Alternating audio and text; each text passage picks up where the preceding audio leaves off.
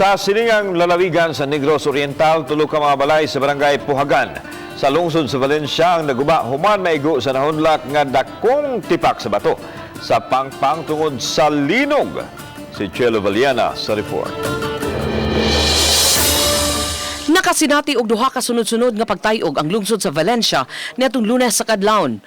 Suma sa FIVOLX, may gikusgon kini nga 3.8 magnitude nga may intensity 3 ang pagtay-og sa yuta na batyagan usab sa lungsod sa Sibulan ug Dumaguete City.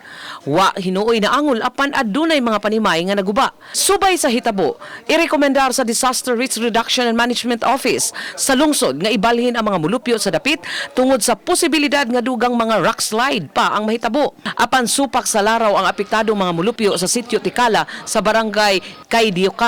Sa kalamidad, apektado ang mga biyahe tungod sa mga dagkung bato nga miali sa kadalanan nga nakabara sa trapiko. Apan bisan sa kakuyaw, aduna gihapoy mga motorista nga mipugos og agi. Kasamtangang gisiradan ang daan samtang gipahigayon ang clearing operation. Tungod niini, na stranded ang mga mag-uuma nga mutumod unta sa ilang mga abot. Gipapauli na lang ang mga estudyante human kansilaha ang mga klase tungod sa hitabo. Uban ni Vic Camion, Chelo Valiana, Balitang Bisdak.